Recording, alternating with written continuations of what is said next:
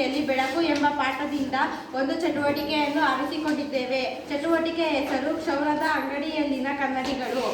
ಪ್ರಯೋಗ ಮಾಡಲು ಬೇಕಾಗಿರುವ ಸಾಮಗ್ರಿ 2 ಕನ್ನಡಿಗಳು. ತಂಡದ ಹೆಸರು ಜೋಸೆಫ್ ಮಿಸ್ಟರ್. ತಂಡದ ನಾಯಕಿ ಅನುಶ್ರೀ MS. ತಂಡದ ಸದಸ್ಯರುಗಳೆಂದರೆ ವಿದ್ಯಾ, ಚಿತ್ರಶ್ರೀ. ಪ್ರಯೋಗವನ್ನು ಮಾಡುವ ವಿಧಾನ. ಕಳೆದ ಬಾರಿ ನೀವು ಕೋರಿಕನ ಬಳಿ ಹೋಗಿದ್ದನ್ನು ನೆನಪಿಸಿಕೊಳ್ಳಿ. ಆತ ನಿಮ್ಮನ್ನು ಕನ್ನಡಿಯೊಂದರ ಮುಂದೆ ಕೂರಿಸುತ್ತಾನೆ. ನಿಮ್ಮ ತಲೆಗೂದಲನ್ನು ಕತ್ತರಿಸಿದ ನಂತರ ನಿಮ್ಮ ತಲೆಗೂದಲನ್ನು ಹೇಗೆ ಕತ್ತರಿಸಲಾಗಿದೆ ಎಂಬುದನ್ನು ತೋರಿಸಲು ಆತ ಒಂದು ಕನ್ನಡಿಯನ್ನು ನಿಮ್ಮ ತಲೆಯ ಹಿಂಭಾಗದಲ್ಲಿ ಹಿಡಿದುಕೊಳ್ಳುತ್ತಾರೆ.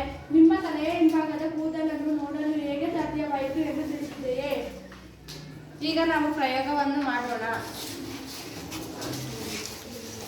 ಒಂದು ಸಮತಲ ದರ್ಪಣವನ್ನು ಟೇಬಲ್ ಮೇಲೆ ಇರಿಸಿದ್ದೇವೆ.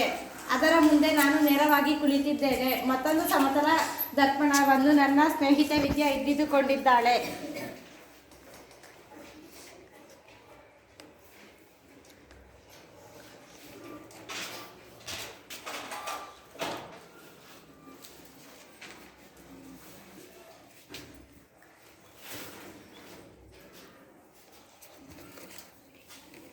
ಫಲಿತಾಂಶ: 2 ಸಮತಲ ದರ್ಪಣಗಳ ಪ್ರತಿಫಲನವು ನೇರವಾಗಿ ಕಾಣಿಸಿದ ವಸ್ತುವನ್ನು ಕಾಣಿಸುವಂತೆ ಮಾಡುತ್ತದೆ. ಇನ್ನೊಮ್ಮೆ ಮಾಡು. ಇನ್ನೊಮ್ಮೆ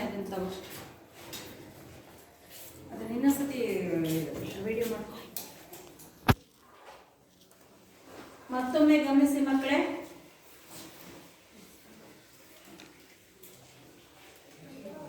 ಸಮತಲ ದರ್ಪಣದಲ್ಲಿ ಉಂಟಾಗ್ತಕ್ಕಂತಹ ಪ್ರತಿಬಿಂಬವನ್ನ ಚಿಕ್ಕ ಕನ್ನಡಿಯಲ್ಲಿ ಸೆರೆ ಹಿಡಿಯಲಾದಂತಹ ಪ್ರತಿಬಿಂಬ ದೊಡ್ಡ ಕನ್ನಡಿಯಲ್ಲಿ ಹೇಗೆ ಕಾಣುತ್ತದೆ ಅನ್ನೋದನ್ನ ಕ್ಷೌರಿಕನ ಅಂಗಡಿಯಲ್ಲಿ ಇದೇ ತತ್ವವನ್ನು ಅಳವಡಿಸಿಕೊಂಡು ಅವರು ಕೂದಲನ್ನ ಕತ್ತರಿಸ್ತಾರೆ. ನೀವು ಇದನ್ನ ಈ ಚಟುವಟಿಕೆಯಲ್ಲಿ ವೀಕ್ಷಣೆ ಮಾಡ್ತಾ ಇರಬಹುದು.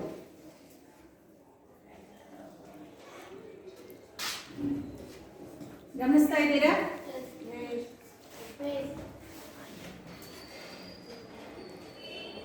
ಓಕೆ. ಎಲ್ಲರಿಗೂ ಧನ್ಯವಾದಗಳು.